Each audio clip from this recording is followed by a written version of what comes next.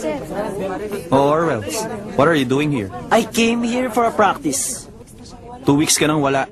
Pinalitan na kita. Pag nanalo silang lahat sa akin, magbabackout ako. Okay, Con. Okay, everybody, let's have a contest.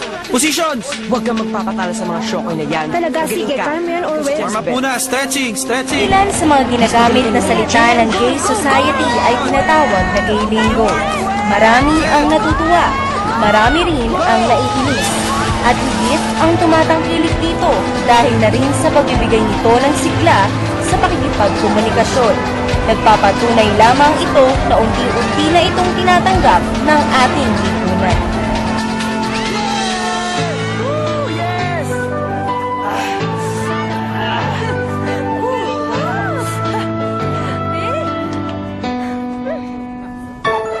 Let's go, girls. May rehearsal pa ako ng Miss Gay. Iba't iba ang pananaw ng mga Pilipino sa paggamit ng iba't ibang uri ng salita. Ulat nga ba ang ating mga kababayan ang salitang kanilang ginagamit sa pang-araw-araw na pamumuhay?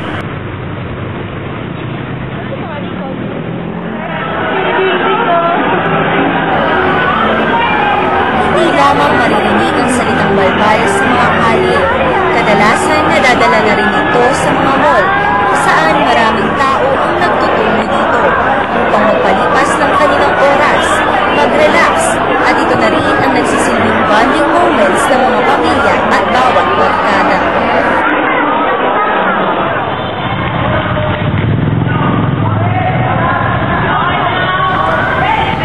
Sa larangan naman ng pangmalakas, maririnig natin ang iba't ibang sigawan, mga pambabara ng mga manunood sa bawat lapunan na hindi nila sinusuportahan, pakikipagtalo at pakikipagpustahan.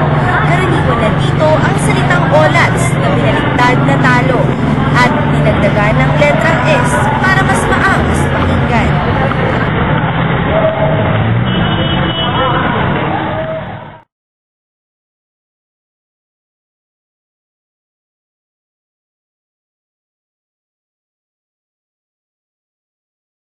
Meron kasi tayong dalawang uri ng wika.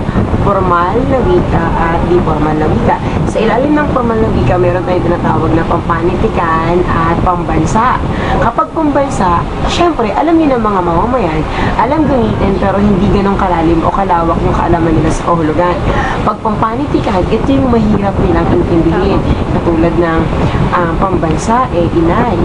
Ang pampanitikan nito ay, ilaw ng tahanan, diba?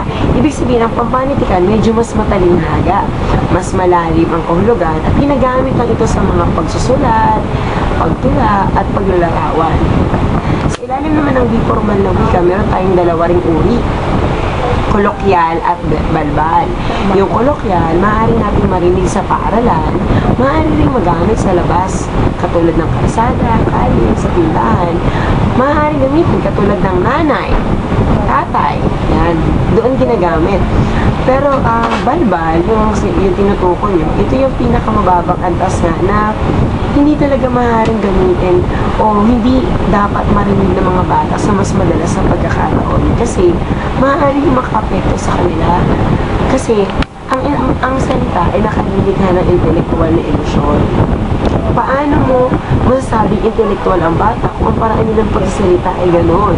Kung puro balbal ang alam niyang wika, maaari yung maging refleksyon ang kanyang pagkatao.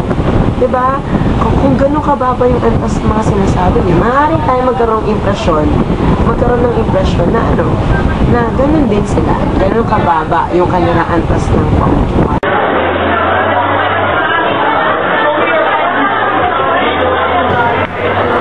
Masasabi naman natin na ang kabataan ang unang promotor ng pagkalat ng salitang balbal.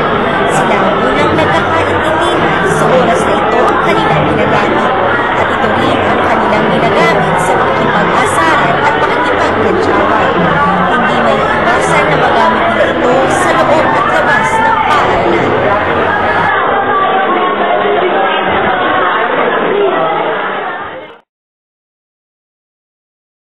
Hindi ako madalas gumamit ng balbal kasi nga, kaharap ko lagi ay mga bata sa paaralan.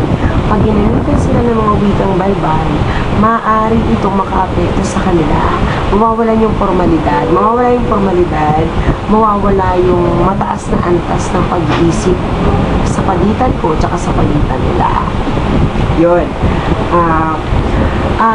May mga pagkakataon na nagsasalita ako ng wikang balbal kapag kailangan. Halimbawa, sa mga pangungusap, kasi wika ang tinuturo ko, sa mga pangungusap, hindi maiwasan na gumamit ng mga wikang kasi sila, yung mga salita na yun, kumbaga, familiar din sila kahit sa labas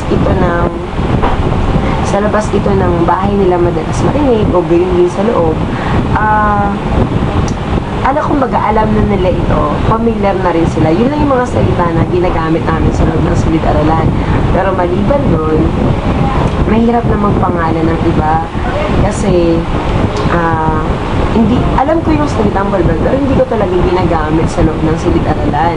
Kasi ang kailangan niya yatang malaman, ano yung mga wikang balbal na ginagamit ko? Tama?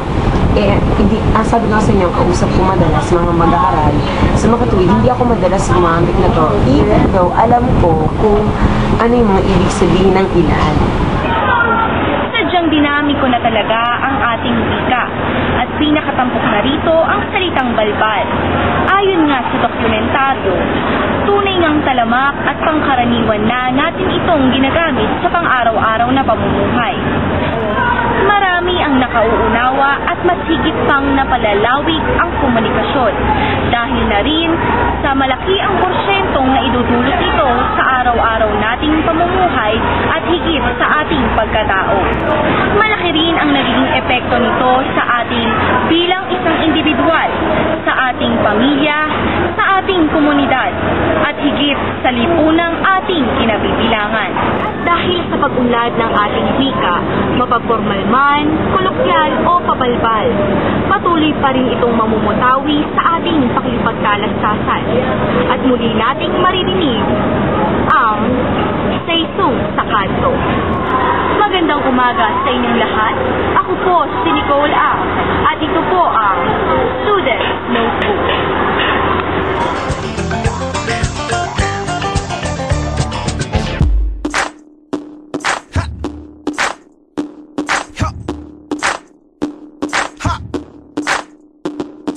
Bebo, bebo, bebo, bebo, bebo, bebo, be.